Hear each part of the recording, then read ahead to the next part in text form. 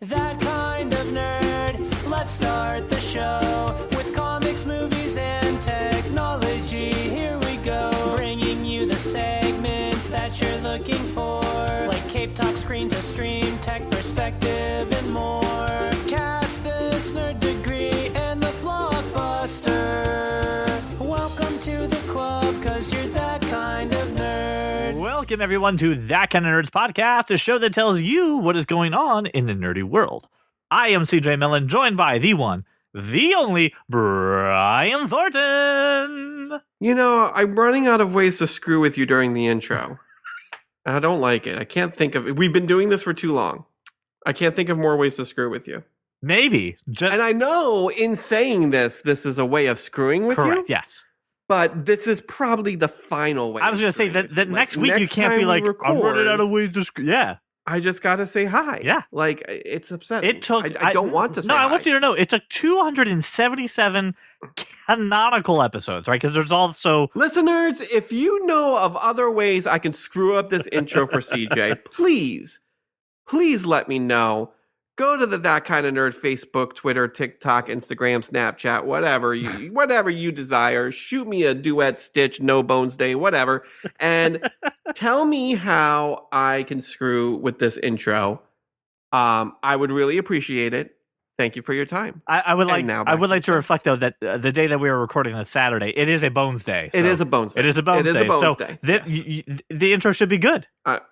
I mean, I feel like this intro is fantastic. I think it's good. I don't know about you. Well, you know what, Brian? Let's talk about something that went on in the Nerdy Week, and that is DC had its FanDome event, which may have. We're just diving right in. You don't want to tease me a little bit. You just want to go right in. It has a ridiculous name. FanDome is stupid, but you know what? It really makes the question: I think it's fine. What's going on in the world of comics? How is it affecting TV? How is it affecting movies? But most of all, how is it affecting Brian? Ladies and gentlemen, time for Cape Talk. Cape Talk.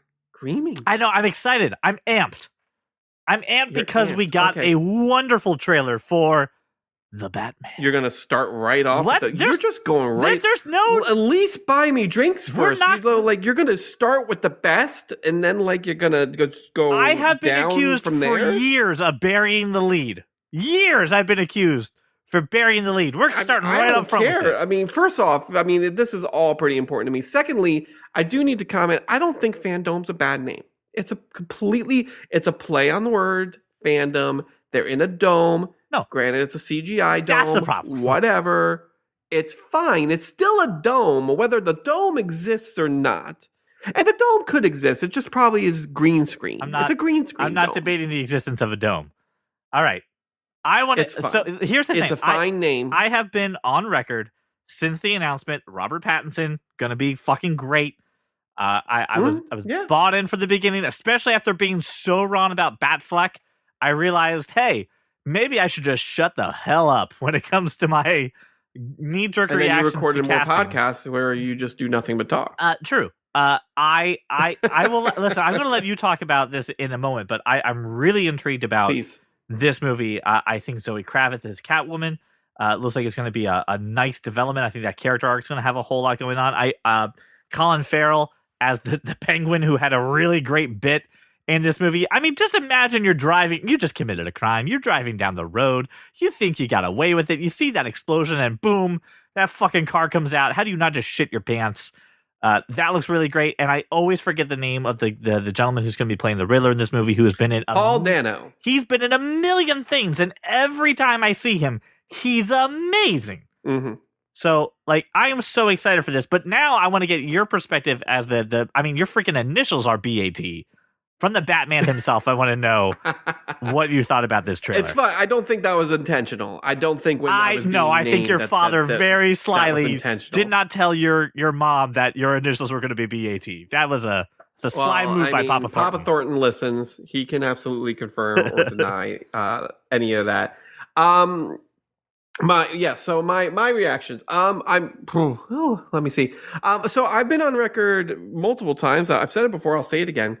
I've always wanted to see Detective Batman. I feel like Batman is always at his best when we get to see how smart he is and see him piece things together. And because every single movie really highlights the action spectacle piece of Batman, we don't get Detective Batman a lot. In this movie, it really seems like it's just, and it's not because we saw him do any detecting in the trailer. It's just the vibe, right? Yeah. It's that Seven vibe that I'm getting from this movie. And if that's the route we're going, and if everything Matt Reeves says is true, I am here for it. But let's talk about what we saw in the trailer. Zoe Kravitz looks great. I'm really happy to finally get a Catwoman who, I don't know. It feels like we, just like Batman, we're always only seeing just one kind of dimension of Catwoman, and she seems way more. I don't want to say 3-dimensional, but more fleshed out. Like she seems like a real person. More fleshed out version of Catwoman, right? Like, and I don't know if this is the vibe that you got from the trailer. I got the vibe from the trailer that like she and Bruce, they know who each other are, and they're already kind of in that cat and bat game that they like to play of, hey, I'm going to steal some shit. You may not like it, but we're going to make out at the end of it type of thing.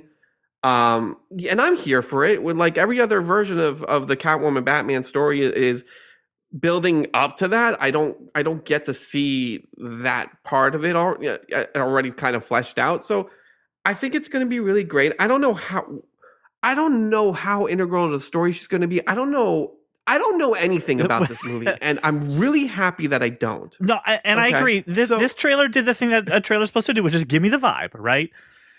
And I agree with you. While there was a lot of action in this vibe, in this trailer, right? Things blow up. I mean, there's the chase, there's the arrests.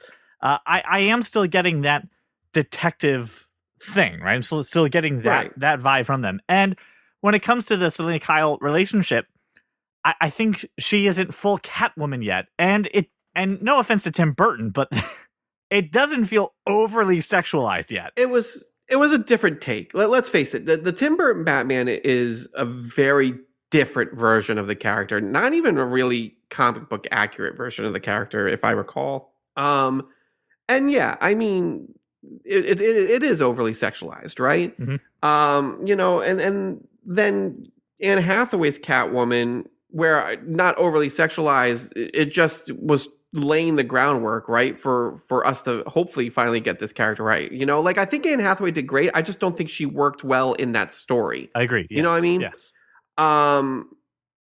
She felt out of place.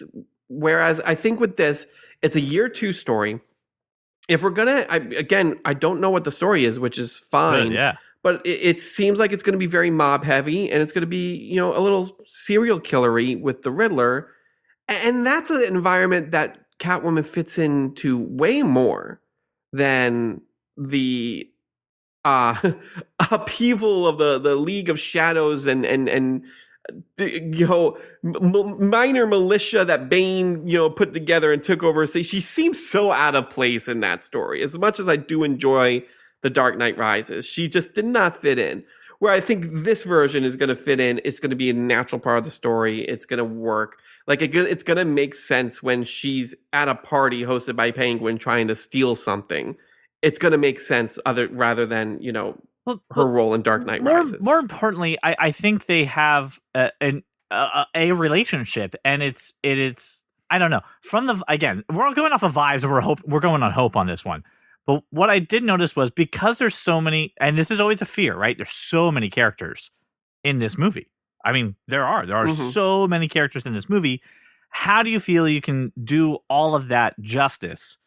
And I feel like this is doing a good job of balancing, like you said, that detective vibe means we can get to see a suspect, know a little about him, rule him in, rule him out, but keep an eye on him, right? That we can do these vignettes and different parts of their relationships. And the thing about it is this, like, what you gotta, first off, the best Batman stories are the ones with multiple villains, and not multiple villains. Oh, we're going to team up to take down the Batman. And that's always been the problem, right? Like, I enjoy Batman Returns, but like, okay, Penguin and Catwoman are all right, especially that version of Penguin.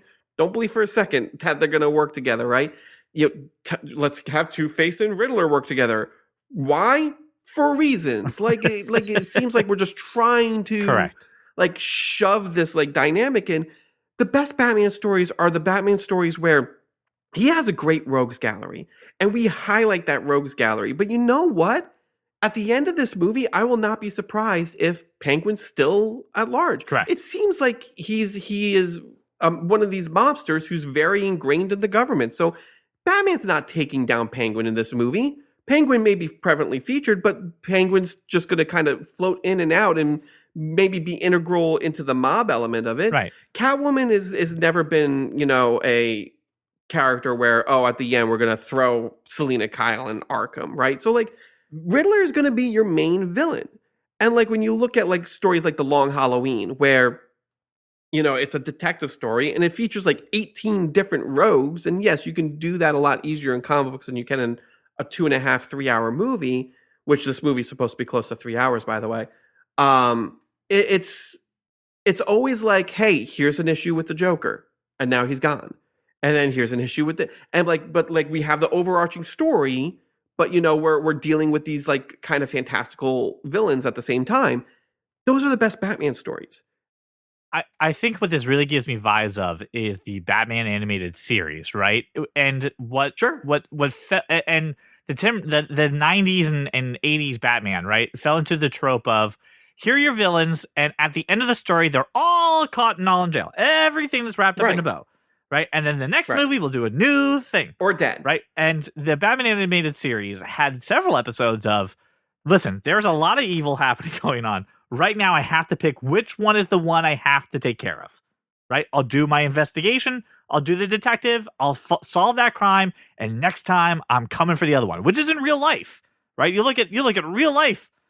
I can't go after the drug kingpin. I got to get the other guy first, right? You got to take your time. But that's kind of the point, right? The point is Gotham is so far gone. Right. Right? Like, you're not going to fix it overnight. Correct. You're not going to fix it in 3 hours and then everybody lives happily ever after. The end of this movie is going to be very much like, hey, great job getting the Riddler, but there's still all this other crap going on. Yeah. So, good luck, type of thing. And that's how it should be. Right. That's how what Batman is. And that's how you tell a good Batman story, is because if everybody is in jail or dead or in Arkham or what have you, then there is no need for a Batman.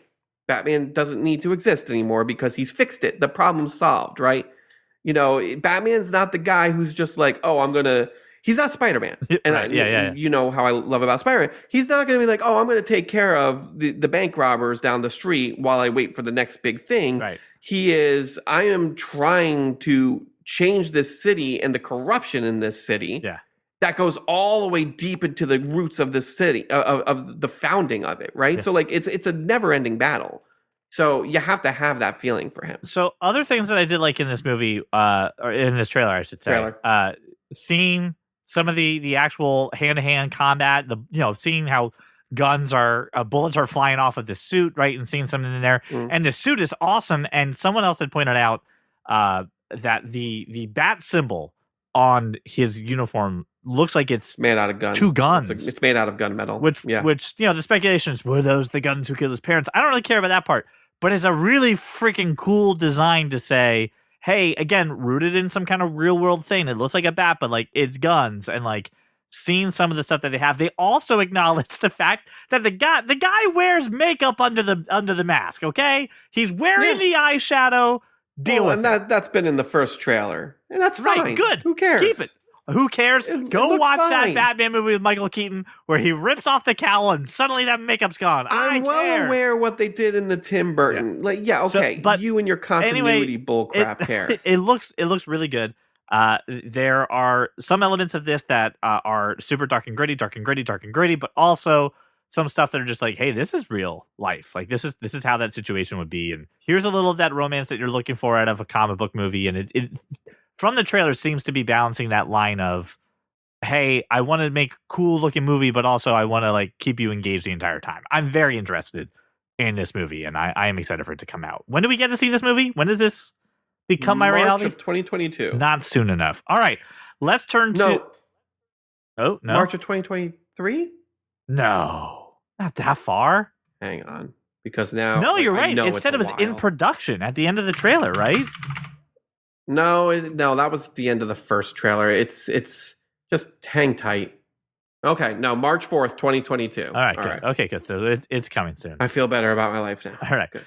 This next trailer is for the movie Black Adam, starring Dwayne "The Rock" Johnson. I made a joke. Listen, this movie opens up with him being summoned. Can you call it a trailer? I can call it. Can you call it a trailer? A teaser? Not a trailer. Teaser. This teaser? It's not even. It's a 10-second scene. It's not anything. That's teasing. It is legit. It is legitimately The Rock saying, "Listen, no, The Rock is literally this is what this is." The Rock went to Warner Brothers and said, "Listen, I've been cast in this movie since like 2015. We've been in production for 3 years. We've been talking about this. This is the second DC FanDome I'm going to be at, and I still have nothing. No one's seen me in the suit. We have to show something. We can't not show anything. I would not be surprised if this little 10-second thing is never shown in the movie because it's probably not in the movie. I guarantee you this is something we said, let's get together, 3 guys, let's put me in the suit, let's film for a day, add some special effects so that we have something to show. That's what this is. I mean, it looks wonderful. I mean, but this isn't anything but just a promo. Right. Okay. I mean, it's a minute. This is like a bumper like that you show at the beginning of a commercial that you're about to unveil something special. This is the announcement. You know what this is? This is when Apple comes and says, "Hey, we're about to announce stuff." This is the announcement of the announcement. Hey, we're announcing that an announcement is coming and you're going to be really excited by this announcement, but we want to let you know today that we're announcing the announcement is henceforth coming in the near future. We may have announcements later today as well, but this announcement is announcing another announcement that we're going to announce 2 weeks from now. That's what this is. So it's a minute 20, right? You go ahead and backtrack that. That all makes sense. No. That'll stand. It's a minute 20, right? It's him being summoned, electrocuting somebody, ominous evil music. Catching a bullet, all that cool stuff. I made the joke, especially after he literally killed that dude, was, The Rock is the most electrifying man in sports entertainment. So it's paying off. That is funny. When it comes to that. But did you put that on Twitter or something? But this is cool. This looks nice. It looks great. Don't get me wrong. Well, that's what I just want to talk about that. I agree with you. I'm just making sure that you... I agree with you on this. The Rock has been attached to this, announced with this, talking about it for years, and everyone's sitting there, just like we are with the Flash movie, which we're going to get to in a minute, going, so is this thing actually fucking happening? Are you all just... Are you making this movie? Did you all change your mind? This is like, hey, we promise. We really promise. We're making this movie. We promise. We put him in a suit. He got a lightning bolt on it. Listen, by the way, hold on. No, you go on for a rant. Now I get a rant. Fine. They got to show, hey, we have The Rock. Yes, he's playing a bad guy. Let me show you how he's a bad guy by killing, I would assume, other bad guys. And he's not a bad guy. He's if the Shazam were the Punisher. He's never been a villain. He's always been an anti-hero. I have a Superman Namor. I have a feeling when we finally see him and Shazam meet up, butt heads, interact. They will be at odds, but that does not mean he's a villain. If Spider-Man and the Punisher are in the same room, Spider-Man and the Punisher are fighting. You don't call the Punisher a villain. Hold on. I think we can both agree that Marvel would know how to handle that, but DC not so the much. Listen, what was an anti-hero? Show me an anti-hero DC movie. I am drawing on comic book knowledge. I know you're right from the movie standpoint. All right. Yes. From the movie standpoint, you are correct. But let's really get down to brass tacks here. Based on what we saw on DC FanDome overall, yes, it does feel like DC's finally getting their shit together. Like, it really does seem like, okay, these things are going to work. And you know why? Because they're focusing on making good movies. They're not worried about the overarching plan right now. Right. Which is what they should have done to begin with. And they wouldn't be the shit show that they are right now. But I want to say something. Please. I just saw today, I think it was on Twitter. So we also saw, before I move on, I don't have much to say about the Black Adam stuff. It looks great. Yep. He looks great. I just wanted to see The Rock in a suit do some cool shit. Wonderful. Gimme. That's all you needed to say. We also saw the behind the scenes stuff for Shazam, Fury of the Gods. Yes. Not a real trailer, No. but also looks wonderful, right? Yes. Looks delightful. Suit's got an very upgraded upbeat stuff. Yeah. Yeah. Very upbeat, very fun. It really seems, family oriented because now they're all Marvels. You don't just have Shazam, right? Right. You got Mary Marvel and everybody else who I can't for the life of me remember any of their other names. But it looks fun, right? Yes. And then I saw on Twitter someone screenshot a Zachary Levi in the Shazam suit in that behind scenes and then The Rock and Black Adam and tweeted it out and said, "What the hell is Shazam going to do against this?" And then The Rock retweeted it and replied, "Not a fucking thing." And I thought that was fantastic. I think good. Here's the thing.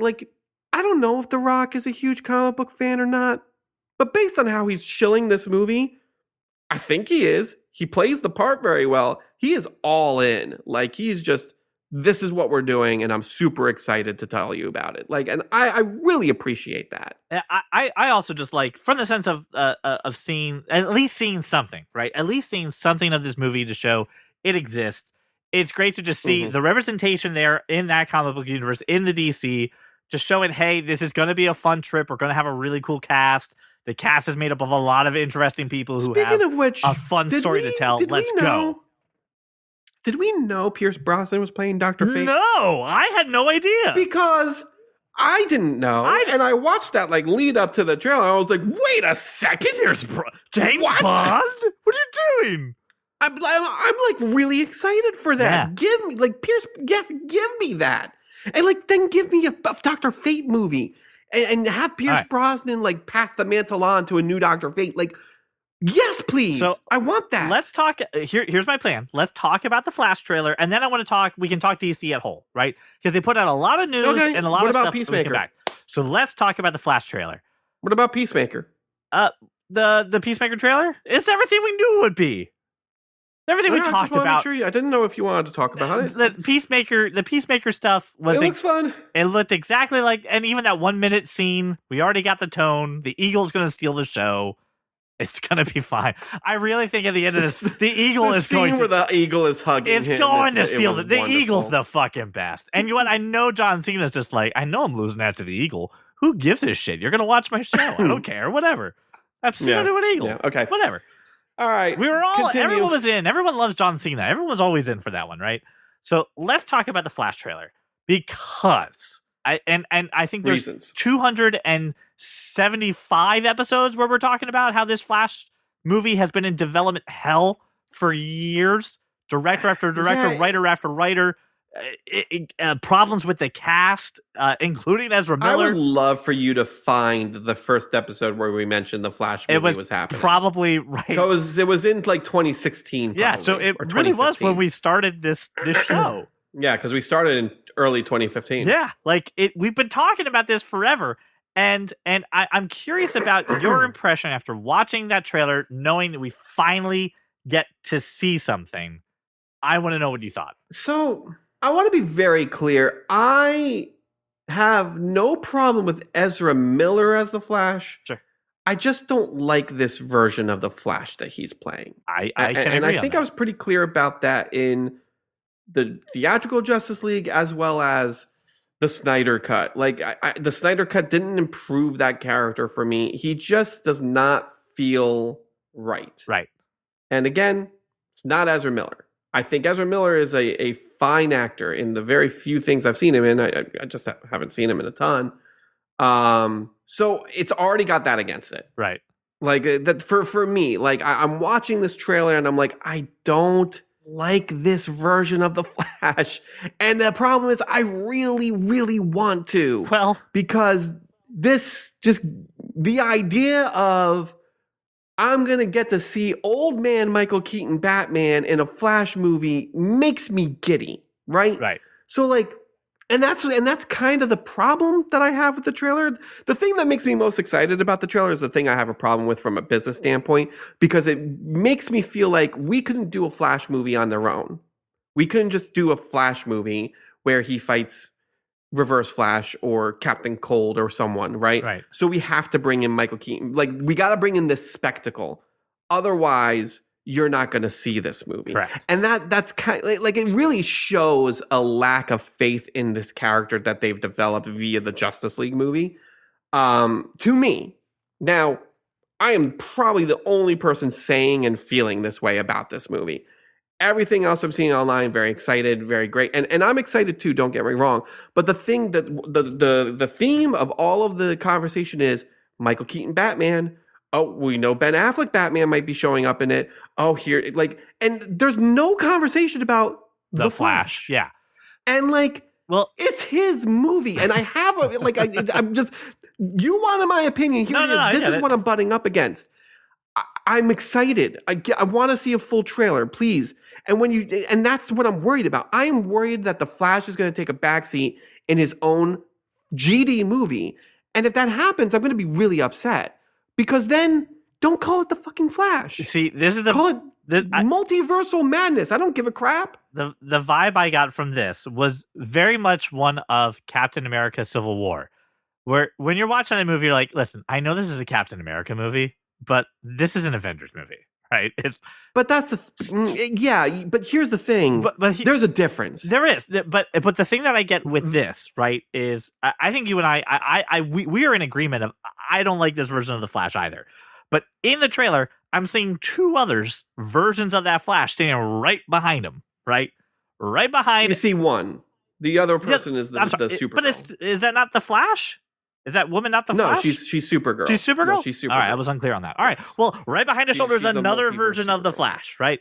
So, like, I feel like they're giving themselves that loophole to go, okay, listen, we may have put ourselves in a weird position with this guy. We can replace that version of here's this new version of the Flash. I don't like the way that Snyder took the Flash, or I don't like the way that the writers put Flash in the Justice League movie where he was introduced. We can tweak with this. I do agree. I think we're going to get. I think we are going to get mostly the Flash in this movie, but we're going to have some other things to kind of. Hey, we're going to take an act break from the Flash and let's turn to the Batman show, please. There we go. There's Batman's interacting with each other. Here's the Spider-Man pointing at each other meme, right? Like we're going to have a moment of this interdimensional thing. But I think this is a movie that's going to become a quote unquote Flashpoint. This is them retconning. This is them fixing things about this character that they don't like. And they're going to take advantage of this to do that. Just two things. Please. Just do a better Flash movie. No one's going to bat an eye if things change about the character from Justice League because they barely got to know the character from Justice League. Right. You don't need to do a huge reboot. Here's the reason reboots exist in comic books. Because the characters are 40 to 70 years old. And there's too much history for you to just do a new issue where someone would act a different way and not have a bunch of fans be like, yeah, but like 10 issues ago, for the past 80 years, he's been doing something different, right? Yeah. That's why we have the reset button in a comic book universe. We have had a total of 5 hours with this character, and yes, I've included the Justice League Snyder cut. Yeah. And that's being generous. That is, yes, because I do not. If you do a movie where like, okay, we're going to just kind of page one rewrite this guy. Let's change his personality a little bit. Keep the same actor. Let's change the personality. Right. You know, the thing that the Justice League movie did right was, hey, you got the bare bones of his origin. Dad's in prison. Mom is dead. He's becoming a forensic scientist. That's all you need. Yeah. Let's just do a Flash movie. No one would bat an eye. No one would be upset. Right. No one would be like, yeah, but in Justice League he said this. No, because you can listen. That could have been the one off day he had. Right. Exactly. Right. Like, yeah. No one bats an eye, and that's why reboots exist. If you're going to use this movie to reboot this character, that's the stupidest thing I could ever foreseeably see you doing as a studio. Now, if you do it to reboot your universe, also stupid, but I understand a little bit more because there's a little bit more movies behind it. Here's the thing, and I'm going to tell you this, and then you're going to be like, "Oh my God, you're right. Oh, you're really right." I'm ready. This comes out when? Do we remember? I can get that for you. Hold on. It just says in production. It just in production. This is the one that says in production. This is the one that says in production. So if we're lucky, 2023. Yes. If we're lucky. Yes. There's a movie that comes out in December that's going to feature multiple versions of a hero that is going to retcon a couple of things, maybe merge some universes together. Sure. That movie just happens to be being released by Marvel, and this is going to pale in comparison. Correct. I agree. To what that movie is going to be. Yes. I'm just, when this movie comes out, we're all going to make the No Way Home an analogy. Yes. And as a result, this movie is going to fail critically. Critically? Sure. Everyone will point to this and say, Marvel did it right. Yeah. DC effed it up again. And there goes my hopes of an actual Flash movie. Yeah. And that's the thing. Like, this movie has been in production forever. If you couldn't get your shit together before now, something is seriously wrong. You needed to stop going in this direction of doing Flashpoint. Like, it's the be all to end all of all Flash stories. It's a great story. It's not the only great story that he has. Right. Adapt something else and do a Flash movie, and you avoid this comparison to a Marvel property who has 10 years of history that they get to play with when they do a multiverse story. Right. It makes more sense than the handful of movies that I have from a DC universe story that is going to be a mishmash of, okay, does everybody remember 1980 Batman, 89 Batman? Yes, some of you do, maybe not. Okay, cool. We're going to have that in there. So 10% of you get that. Hey, let's make a reference to probably the Christopher Reeve Superman or maybe Dean Cain Superman. Great. 10% of you are going to get that, right? You know, like, yeah, this seems a little bit of it's not going to be effective. So I'm going to say something that's going to upset you. Are you ready for this? I'm wrong. No. Sure. No, you ready? Out of all the DC superheroes that we've been introduced to in this Snyderverse DCEU, whatever the hell you want to call it, right? Which is the one that's had the least amount of impact and the least amount of his story really established? I would say it's the Flash. If we're including this, it's the Flash. If we're including the Snyder cut, especially, it's the Flash. Especially it's the Flash. If you're looking at I'm not upset by that. No, I know you're not. But if you're looking at your lineup, right? And we just talked about how Black Adam looks like it's doing really well. Shazam and the Batman look like they're telling good stories, right? And they're just telling damn good stories finally, and that's what they're looking well. I think if you are in charge of this and someone just handed you this project and said, you got to save this thing, you look at what's the sacrificial lamb, and the answer is the Flash. We're going to use up his Flash movie to fix. We're just going to start fixing shit right away. And we're going to do a lot of fan service, and we're going to do a lot of retconning, and we're also just going to say fuck it to a whole lot of other stuff.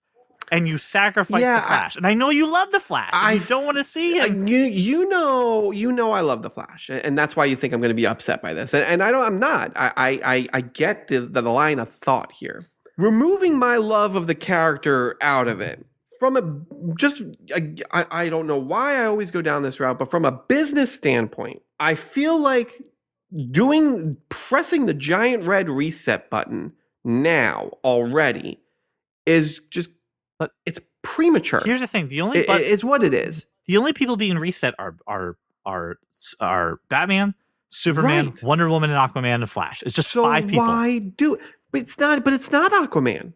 Because Aquaman 2 is a direct sequel. I understand. Aquaman 1 was huge. No, but what I'm saying is Shazam, while in that larger universe, has been excluded from it, right? They had the Superman Henry Cavill thing show up, but I get what you're saying. Right. Here's what I'm saying. This can't be a let's hit a reset button on the DCEU. Because for lack of trying, it's not dead yet. Right. And you've actually had several successful movies that you probably shouldn't touch. Aquaman is their highest grossing movie still. Right. Aquaman 2 is a direct sequel of that. Wonder Woman was great. You whiffed it with 1984, but it's not salvageable. It's not like not salvageable. Right. You know, Batman v Superman was fine. It was very well received for the most part. What you're really trying to fix is Justice League, and that's it. Yeah. Like, you had some duds in there. Suicide Squad is a trash, but now you had a good sequel. Yeah. You've saved that franchise. You've saved, honestly, like, Batman is the best part of all of this. Ben Affleck's Batman, everyone agrees. So you don't need to save Batman. You need to save the Flash. The Flash is the only character that is suffering because of the terrible mistakes that the Warner Brothers has made. And that's what I'm saying. Franchise. This is the opportunity to reset that Flash, eat up his movie on fixing things, and then that's it. And yes, I do agree with you. But We're going to see Spider-Man 10 years down the line. Things I know, are a mess. but we're going to see Spider-Man, and we're all going to be like, Marvel did it better. But let's be fair, we were going to do that anyway. I mean, I'm secure in my fandom to know that regardless of what they did in this Flash movie, knowing the developmental hell, I'm bringing that baggage with me going, Marvel did it better, and then I'm going to walk away, right? Like, it was going to happen. I get, but my point is this. If I don't even remember, things have changed so much over there, I can't even tell you who the producers I don't know who anybody's is doing anymore. Anything, yeah. But if I am the producers, because let's face it, the director, the writers, they don't have any control over this, right? If I am the producers, listen, it's no freaking secret where the Marvel Universe was going, even from the moment Endgame came out. And this movie was still changing hands of directors and writers as little as 2 years ago. If I see the writing on the wall and I know this is the route Marvel is going, why would I invite that criticism on myself? It's like me entering a bodybuilding contest, standing next to Arnold Schwarzenegger and saying, yeah, I got a shot. So I could do this, right? I agree with you, and I think we've made that point clear. So let me ask you this question, okay? Let's pivot off of that, and let's pivot onto this. Let me ask you this. Let's talk about the actual trailer. I still haven't actually talked about how the things I liked. Okay, well then tell me that. Okay. I know you have a question, so you hang on to that question. I would rather talk about the trailer. Go for it. Let's go. So here's the thing. Now that I'm done shitting all over DC, let me talk about the things that I liked about this trailer. I did like the suit. The suit looks a lot better. It seemed like they got rid of like kind of the armor relook in lieu of the more like streamlined, like leathery, I guess. It reminds me of the Power Ranger movie suit. I don't know if you remember those suits from Power Rangers. Yeah, and I mean, I don't know if this is our Flash or maybe an alternate universe Flash, but that one with like the string of yellow. Yeah. I mean, it looks pretty cool. I got to see it in action. Just him kind of standing there, it kind of looks dopey. But it looks good. Obviously, the back reveal of our Michael Keaton Batman, he's doing the voiceover like the entire time too. Like the voiceover. Does the voiceover. Love it. Like, dude. Love Michael Keaton. Just more of him in everything, please. I like the fact that like, hey, this is a minute teaser, so we're not going to show you anything. We're not going to show you old man Michael Keaton. We're not going to show you the Batmobile. We know what's under that tarp, but we're not going to show it to you. Very cool. I mean, the majority of this trailer, did you notice, took place in the Batcave? Correct. Because even like the giant switch he pulls is the lights for the Batcave in the 1989 film. Yep. So it's very much like we shot this. We can share this, right? Yeah, it's very much like we watch the dailies. We can let this out in the public. I think we're okay. We're a couple weeks into production. We filmed some scenes in the Batcave. Let's get Michael Keaton in a booth to do the voiceover for lines that probably will never be in the movie. And exactly. will never be in the movie. And you know what? Let's not even have Michael Keaton in the cowl. We'll just have a stand-in for the cowl. It's just the back of his head. We don't need Michael. Yeah, I mean, who knows if that's actually Michael Keaton? It probably could be. I mean, regardless, though, you're right. It is all in the Batcave. But yeah, I mean, so far, I mean, yeah, sure, I'm excited. But again, my trepidations are very clear. I'm afraid because I'm excited for the wrong reasons. I'm more excited to see Michael Keaton Batman than I am excited to see a Flash movie. And if that were the case, just give me a Michael Keaton Batman movie. Give me Batman Beyond. I definitely do agree. Oh God, don't even. I would love that shit. I definitely agree. So far, the only reactions are Michael Keaton's Batman because, just like you said, the whole trailer is in the Batcave. So, there's nothing really else to really brag about.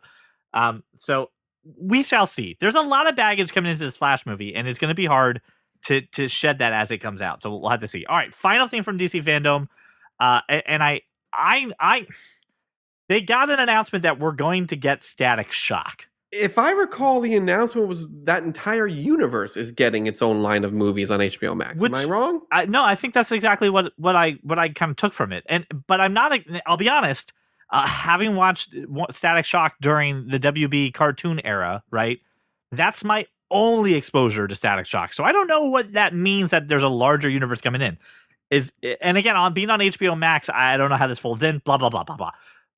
What are your thoughts on that? Because I love Static Shock when I watched it. So Static Shock was a great cartoon, right? Milestone Comics was founded by comics legend Dwayne McDuffie, who's passed away. Dennis Cowan, I think I'm pronouncing his name correctly, Michael Davis, and Derek T. Dingle. and really, what was this, early 90s, was really about, we want to see more representation, right? Obviously, and we've all seen, how successful Miles Morales has been. The things that they have to deal with, very relatable. And so DC like kind of acquired this. If I recall correctly, my history is completely like mushy. But DC acquired them, continues to put out the comics, certain of the comics. There was a hero named Icon under that banner, who was probably the other biggest one other than Static. Hardware, couple other heroes that I am not remembering off the top of my head. But it is a ripe universe for, hey, let's take some generally unknown characters, because to your point, Static Shock's probably the biggest of all of them, right? He had his own cartoon for at least 2 years, at least 2 seasons.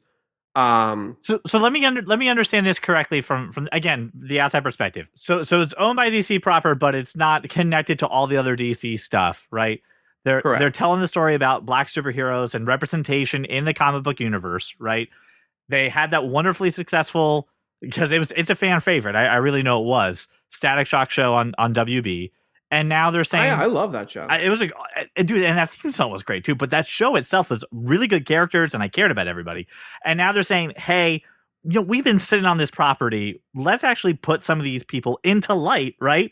And put them on HBO Max, which, I mean, let's face it, we were kind of skeptical of HBO Max when this launched. It's a great service, man. HBO Max is great. They really turned themselves around.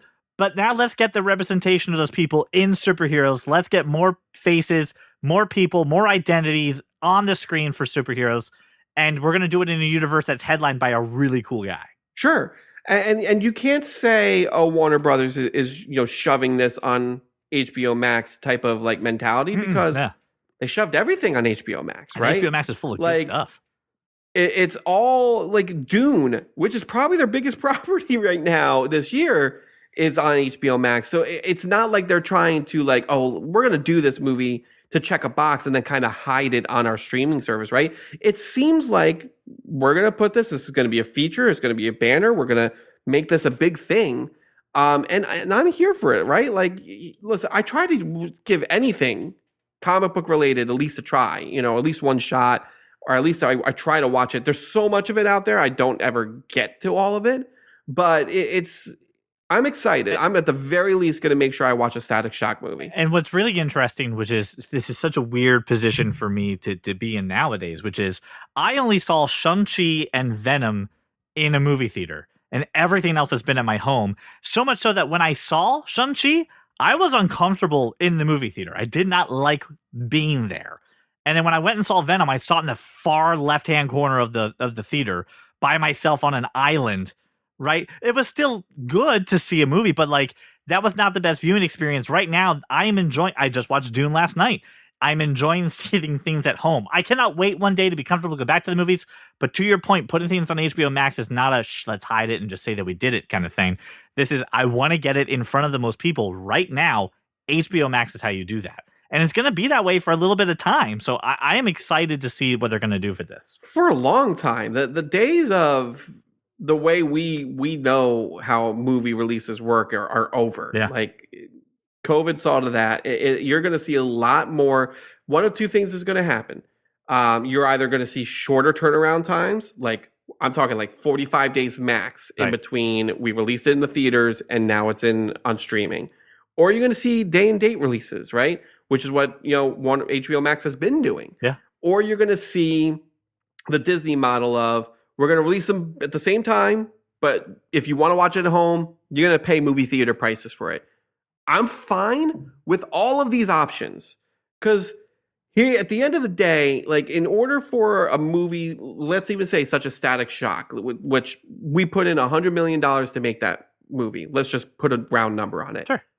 That movie makes its money back within opening weekend. Yeah. It's been like that for years. The idea of we had to wait 5, 6, 8 months to a year for the DVD or Blu-ray to come out and for it to be available on streaming was a crock, because it was like you already, whatever production studio made their money back within the first 2 weeks. Correct. And at that point, they were just kind of milking it for as much as it's worth, right? And then we're going to, let it die down, and then we're going to release it on Blu-ray, and then we're going to get more money that way, right? And more clicks that way. Now it's not that way anymore. Yeah. And so if I'm going to make my money back in the first 2 to 3 weeks, sure. After that, put it on streaming.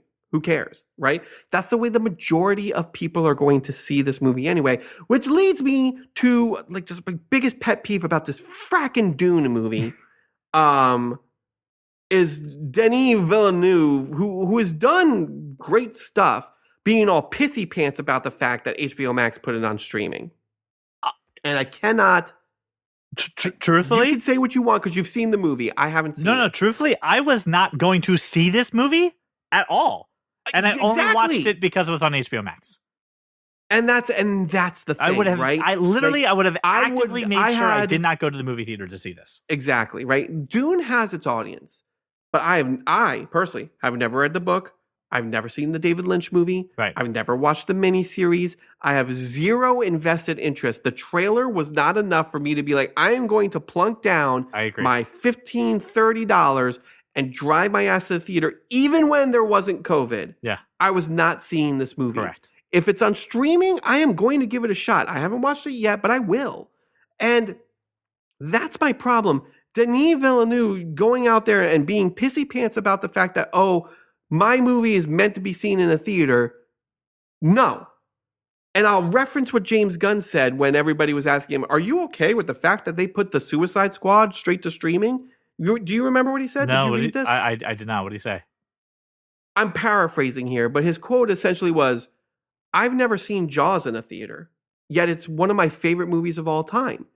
And 90% of people who see my movies are going to experience it at home. I don't care when they put it out on streaming. And that's the thing. If your movie doesn't work on my 65-inch television with surround sound, then it's a bad movie. Right. Period. If I have to be in front of that 120-foot screen in order to actually get the full experience of your movie, Denis, you fucked up. It's a bad movie. I agree. My opinion. I will say the only thing that I can use for when Nolan and other artists are just like, my movie needs to be in the cinema and not on your streaming service is the people who watch. And this is where I yell at you, moviegoer. All right, listener, if you're this person, I am yelling at you. If you're watching a movie that is a grand scale like this for the first time on your phone, you fucked up. This is on you. Like, don't do that. Bad moviegoer. Bad listener. You watch it on TV. Yeah, listen, this isn't fucking Quibi, right? Like, if you're going to watch it on TV. Don't watch it. But you know what? But that's the thing, right? I agree. People are experiencing movies in completely different ways now that we have streaming. So honestly, some people may be watching it on their laptop. Some people may be watching it on their iPad. And if that's how you choose to enjoy movies, I'm not going to slight you against it, right? I will. I would probably say, hey, it probably is a better experience on your TV. Maybe even a better experience at home. But if your movie suffers because of that, then that's on the production. That's on you, directors or writers and producers. Your movie should work no matter what medium I am watching it on. And if it doesn't, then that's a bad movie. So I will be watching Dune at home. And I have been to the theater multiple times outside of just the Shang-Chi and Venom. And I have not felt uncomfortable because I've just happened to be in a very good space, sparsely socially distant theater. But I'm not going to pay money to see this movie. Oh, forget it. I actually have the Regal Pass. I get a free ticket. I'm not even going to drive to use my free ticket on Dune. I don't know. That's where I'm at with this movie. I know. I don't know how I'm segueing. I don't know where this goes. You do. I don't know where this goes. You mentioned Dune. Brian, was Static Shock being announced, Flash, Shazam 2, Black Adam, the Batman. There were obviously so many more announcements in DC FanDome. Nothing really happened this week. Right. I want to give you just a few minutes. I don't want to rant. I'm just curious. Was there anything else announced in DC FanDome that you think is worth the listener's attention? Yes. And then after that, I'll give you 3 minutes to give me the state of DC as you see it if you want, which you've kind of already given. So I get 2 minutes to tell us if there's no time limit. Tell us if there's anything else that was in FanDome that we missed. Then give me your State of the Union at the end of that for 3 minutes. So there's one thing in DC FanDome that was announced, and there was a ton, right? A ton of animated shows, a ton of movies, like just so much. We definitely don't have time to cover it all. Right. There is one thing that got me really excited, and it is Bruce Timm's new Batman animated venture called Batman Caped Crusader, working with J.J. Abrams, Matt Reeves, and James Tucker on this show. It's a new animated series. They're going to drop it on HBO Max. And the thing about it that gets me, Bruce Timm. Bruce Timm is, if you don't know who Bruce Timm is, please. There are a lot of listeners who don't know who Bruce Timm is. Give the okay, so if you don't know who Bruce Timm is one of the co-producers / writers / creators on the original 1992 Batman the Animated Series, which spun into Batman Beyond and Justice League and all of those great cartoons that you probably have seen, and a lot of which he's partially responsible for Harley Quinn. He is this godfather of Batman, but he deals with animation. But even some of the DC movies you see, like the straight to DVD, Blu-ray, straight to streaming animated films based on comic book properties, he's at least producing them. He may not be writing them or directing them, but he's at least producing. Like the guy, I forget his name. What? You're yelling me. The guy who's like that for Star Wars right now. I forget his name. Who's Dave Filoni? He's like Dave Filoni of Batman. He is right. Okay, cool. Just trying to put it in perspective. He's going back to the forefront of doing just a straight Batman animated show. Got J.J. Abrams, Matt Reeves, and James Tucker all helping him producing, writing the show. And what really got me excited is not just the fact that, hey, Bruce Timm is doing another show, which is awesome, right? Great in and of itself.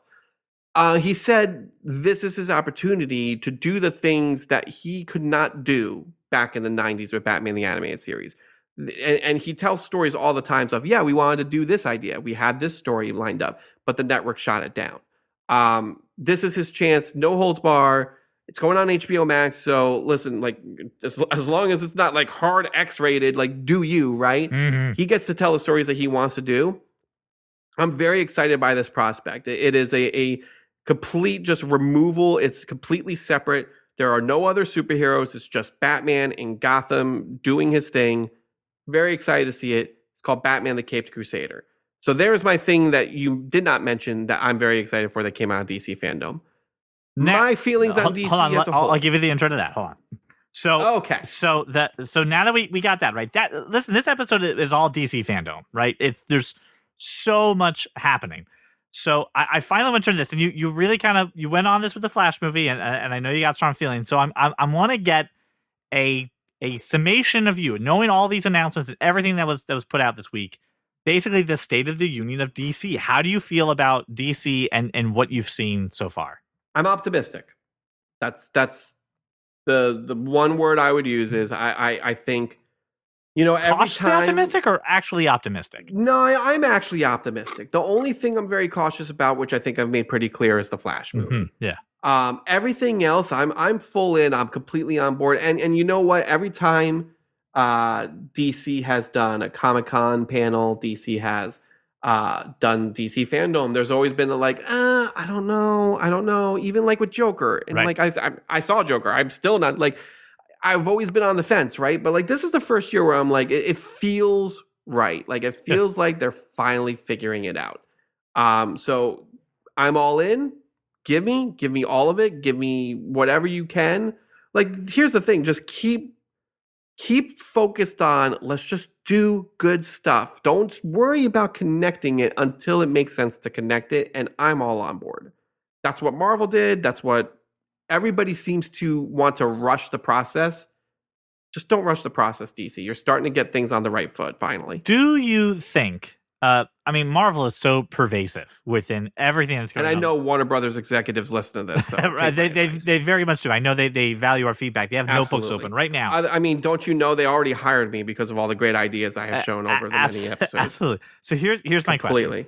Yes. This always boils down, and not with us, I'm just saying in general conversation, general culture, Marvel better than DC. It's always been Marvel does it better, with the exception that we all agree on. animated stuff, like the animated series stuff, DC has been doing that stuff better than Marvel in a long time. But what if, and things are now starting to track up to get a little bit better. Do you think that DC needs to step its game up and try to take down Marvel, or does DC just need to focus on being the best DC it can be? No, listen, even in it's so easy to pit these two companies against each other because they're the two giants of this industry, right? Right. And Stan Lee used to make the joke, DC, there are distinguished competition, right? Like that whole like rivalry, that's all for show. Like any other, like, really real interviews that you see in these companies, they're all friends. They all know each other. They're all like, they're bouncing back and forth. I mean, and I'm talking about the comic books right now, right? Like writers bounce back and forth. Oh, I want to play with Spider-Man. Let me go to Marvel for a couple years. Oh, now I'm going to write for Batman for a couple years. Hell, James Gunn's bounced back and forth. Right. It's a very healthy competition. It's not competition, but it's healthy, right? It's still, hey, let's have some fun. It's like, hey, let's play some backyard football. I bet I, can beat you at whatever sports ball that I want to play, what have you. Anyway, sports analogy, not my thing. Yep. My point is this: DC. I don't know if the movie studio system is very similar, and it feels like it's not about I want to crush Marvel. It's about I just want a little piece of the Marvel money. I want a little of that in my life, right? I don't think Warner Brothers, even when they were doing their crappiest movies, were thinking we're gonna outclass Marvel with this. I think they're just, this is what's hot right now. Yep. I want to do it. I want some of that money for us. And fine. But if you screw it up, you're not going to get that money. So just do it right. And it doesn't matter how long it takes. People will show up. Fans will show up. So, just do it. Just concentrate on doing what you do best. There are things about the DC characters that are way better than Marvel. Mm-hmm. That will allow them to do way different things than what Marvel is doing. Do that. Right. Find what makes these characters different and lean into that. And the best thing, go ahead. Well, as part of that, do you think, with the Flash problem aside, right? Let's toss that aside. Sure. Batman, Black Adam, Shazam, Static Shock. Mm-hmm. Do you think they're leaning into that message? Yes, and that's why I feel pretty good about this year, right? So, like, when I was working at the comic book store, like the biggest thing that I heard a lot is like, hey, when I was a kid, I was really into Marvel. Then I grew up and I started collecting DC. And that seemed like the trend. It was for me, the same thing, right? I still love Marvel. And that's not saying Marvel is for kids. But the analogy, when you put up the Avengers books next to the Justice League books, right, is the Justice League is like a military. They're an army. Right. They have a watchtower that they just assemble in every once in a while. The Avengers had a mansion where they lived together, and they were a family, right? And that's really kind of the difference between Marvel and DC. Marvel is most certainly going to have some really hard-edged stories, really serious stories sometimes. I mean, we have an entire character who's motivated by the guilt of his uncle dying. Like, it's not that they're not doing heavy stuff. Right. But they've always been the more positive of the two. They've always been more of the family-oriented. Right, yeah. Inspirational, hopeful, that kind of stuff, right? Whereas DC does have that, but they have, it feels more adult. Yeah. So we'll sit here and we'll joke dark and gritty. That is kind of what the DC monolith is. With the exception of Shazam, which does have that one bit of Marvel hope in it. Yeah. Right. And so I'm not sitting there saying make everything dark and gritty, but like it feels like with Black Adam, definitely way more serious tone there, right? Like MFer is getting electrocuted to the bone, right?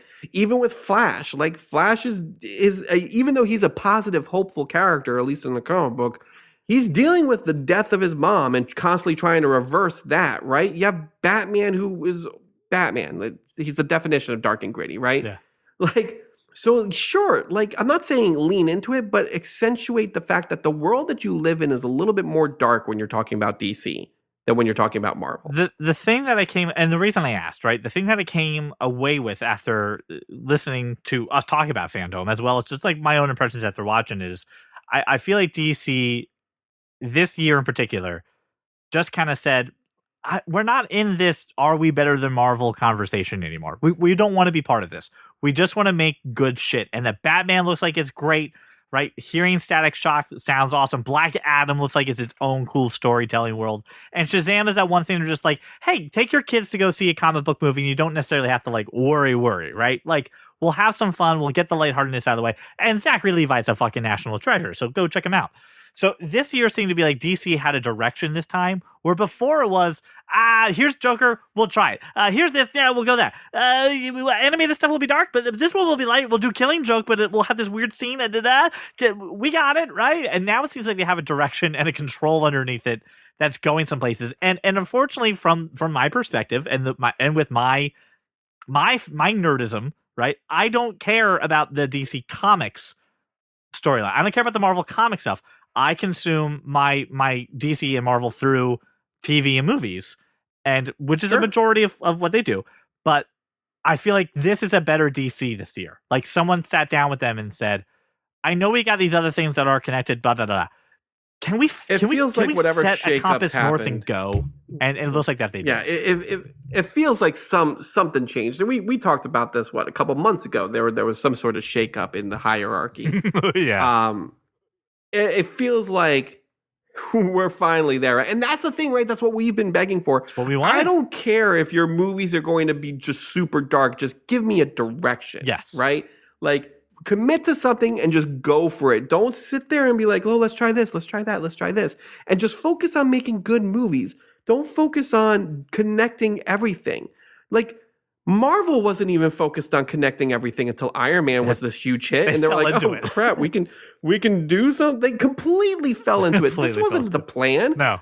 That stinger with Samuel Jackson was a joke. Yeah. It was a fun thing where Samuel Jackson just happened to be in town that day. And Jon Favreau said, wouldn't it be funny? Right. And they did it. And now, like, this is what we've got, right? So, like, it wasn't planned. And, like, so what Marvel did was like, hey, these are the characters that we have left. Let's just, because we've optioned out Spider-Man, we've optioned out X-Men, we've optioned out Fantastic Four, Ghost Rider, Daredevil. Like, they got rid of some of their huge heavy hitters. They're like, well, let's try an Iron Man movie. Why the hell not? Iron Man, who was a C-list, D-list character at best, is now one of the biggest and just as recognizable as Superman, just as recognizable as Spider-Man. Yeah. Never would I have ever seen the day. Like, you asked 18-year-old Brian, hey, do you think that every kid on the street is going to be wearing an Iron Man t-shirt and a Black Panther hoodie and stuff like that? I'll be like, no way. Oh, do you think Robert Downey Jr. will be leading a franchise? How about you go fuck right off, right? Right. Like, so like, my point is this, like, this wasn't some grand scheme. And the thing that DC screwed up and that every other movie studio who wants to do their own little connected universe keeps getting wrong, Dark Universe, is putting it out there like, we're going to create this giant expansive franchise. Here's your Justice League, assemble the 7. Here's all of this and it's all going to be connected. It's all going to be awesome. Isn't that wonderful? And they just shove it down your throats and then they whiff it because they did a shitty movie.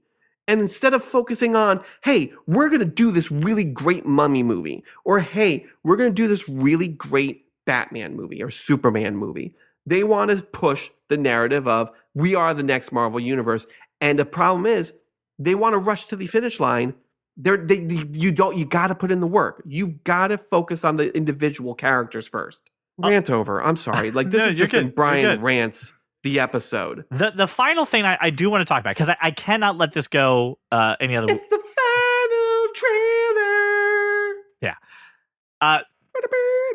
Out of DC FanDome, we did get one other trailer that I think was really important to see. And I'm going to preface this, right, with I have never played... You mean outside of DC FanDome. That's what I say, inside? I thought you said out of. Oh, I got what you mean. Because it's not out of DC FanDome. It's so completely separate from DC FanDome. We had one more trailer. There you go. Here's the final trailer. Yes, right. Okay, thank you. And I want to preface this with I have never seen, nor played or have any education on the Uncharted franchise. And we got a trailer you're gonna get another for rant. the movie. And you're gonna get another rant. I'm warning you right now. I don't want to rant. We're at an hour 20, and that includes my bathroom break. I don't feel like you're gonna get another rant. Do I want to say this for next week? No. It's not going to be a 20-minute rant. Just all right. Uncharted came out.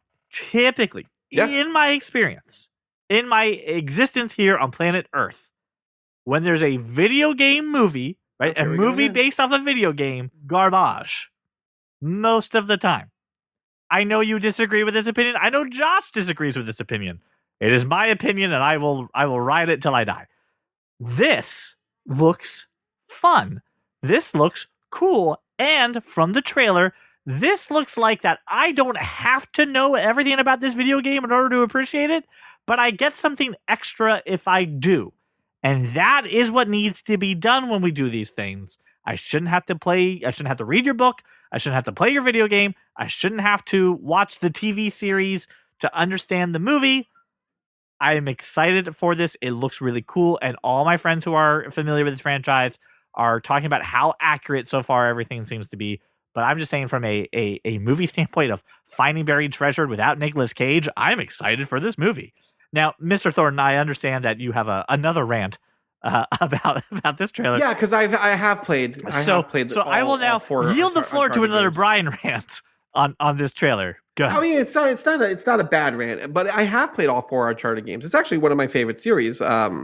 It's funny because last time we recorded, I talked about my other favorite series coming out with the movie Resident Evil. That actually looks amazing as well. I'm really excited for this movie.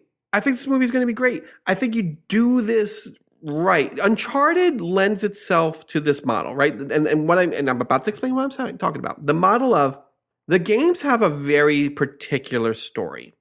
There's 4 main games. There's a couple offshoots, but there's 4 main games. Each game is essentially it's like a giant Indiana Jones adventure, right? Yeah. Hey, there's this thing. We're gonna go find it. Supernatural shit happens along the way. People are shooting at us, but we get through it, right? That's the game. We end with the thing in my hand, and we go on to the next adventure. Or maybe not in my hand. Maybe I have to give it up for the greater good. Like that it's very Indiana Jones, and that's what everybody latched onto in this game series. But there was this overarching story of the characters, right? And the character of Nathan Drake and his relationship with Elena, and like all of those things were very solidified, and they got taken care of by the end of the quadrilogy, right? I am so happy we're getting an Uncharted movie that is not, we're just going to try to cram the first game into a 2.5-hour movie. Right. That doesn't work. Like, it's never worked. And that's why you get shitty video game adaptations. Correct. Is because we try to take something that is 40 hours sometimes, depending on the game you're playing. But an Uncharted game will take you 10 to 12 hours. We're trying to take a 10 to 12 hour story and shove it into 2.5. And with that, shit gets lost and you miss things. The relationships aren't as solidified, right? So this is great because what this does is says to me, the games still exist in this universe. We're just telling a story way before you've ever picked up the first Nathan Drake adventure. Because by the time you're playing Uncharted, Nathan Drake has been friends with Sully for years. They have all sorts of inside jokes that they are like, hey, remember that time in Budapest? Kind of like, Black Widow and Hawkeye. And like, you don't know what they're talking about, but like you said, oh, these guys have been friends for a while. Correct. Cool. Show me the story where they meet. Show me the story where Sully says, hey, you've got an eye for this. Come with me. Let me take you on some adventures. I love it. And then, give me some little hits, right? Like there's the one woman in this trailer whose name I forget, but she's in Uncharted 2. I'm like, oh, that's the chick from Uncharted 2. Awesome, right? Give me the little hits of the scene at the end of the trailer where he's like hanging out of the cargo plane. Yeah, I saw that's ripped directly from the game. Correct, yeah. You play that in Uncharted 3, I think. Like stuff like that. Give me recognizable scenes and then just tell me your own story. Like this game series, you need to do that. Otherwise, you're just messing with something that's pretty perfect, honestly. I'm excited. I love Tom Holland, not just because he's Spider-Man. I think he's just a really great actor. And I think he absolutely is Nathan Drake is this character. He's like a mixture of John McClane and Indiana Jones. And what I mean by that is he is the everyman who is muttering to himself, "Oh, come to LA, get together, have a few laughs." Right. Like he's that guy. But he's also like the Indiana Jones of, well, when I'm thrown into a situation, I can throw hands if I have to. Yeah. He's the everyman kind of guy. He just happens to be really smart and really good at what he does. I think Tom Holland's great. I think he's going to be wonderful, and to have that kind of relatability to his character. Mark Wahlberg, sure. I would have much rather, like, and I know the internet's already said this, I would have much rather Bruce Campbell in this role of Sully. Here's the thing. Again, I know nothing about this franchise. It's like tailor-made for him. I know nothing about the franchise, but I saw that guy on that boat and went, Bruce Campbell would be great for this. I don't know anything about this character. I just got the vibe, right? This is not a slight against Mark Wahlberg in any way. I remember when I was playing the game thinking, you know who would be really great in a movie version of this? Bruce Campbell. He's. I think Bruce Campbell should be in any movie. That's why. Well, I mean, yeah, he should be in more movies. But more movies for Bruce Campbell. That aside, like, I'll get over it. Mark Wahlberg's a fine actor. Sure. Gimme. I think it's going to be great. I'm very excited. Yeah, When's this come out? I don't know. All right, I'm pulling it up. Hang on. Comes out. Yeah, I do remember when Tom Holland was announced for this, and I know we don't have a solid release date for this movie yet. But this is, and this is what I know other companies want me to do when they announce properties like this. This is the one thing I'm like, maybe I should pick up a PlayStation before this comes out, because I don't have one and I've never played these games. Maybe I should. Maybe I should pick it up and just see what I can get and get a good gameplay out of it. So Sony, you're winning in this department. So very excited. All right, nerds.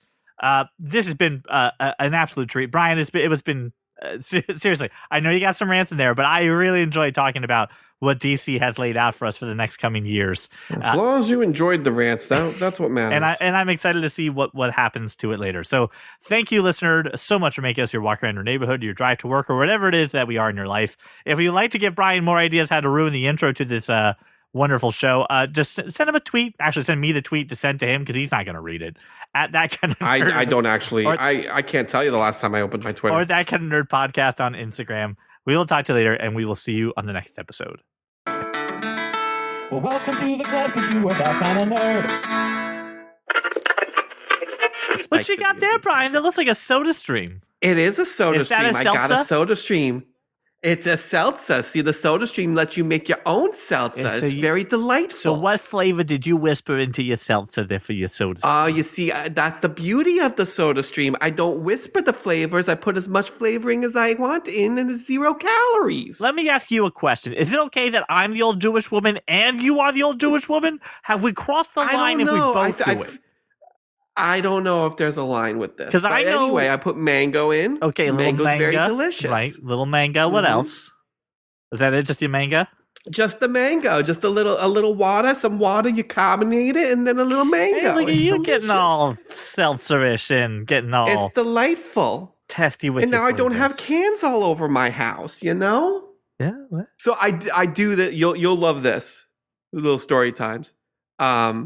I forget what we were talking about, but I was talking about the seltzer, and I did it, and like I just do it automatically now, thanks to you.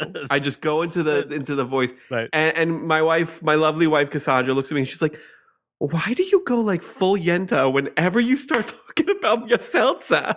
I'm like, "Cause you have to. It's the seltzer. It's very delightful." Yes. Oh, it's so good.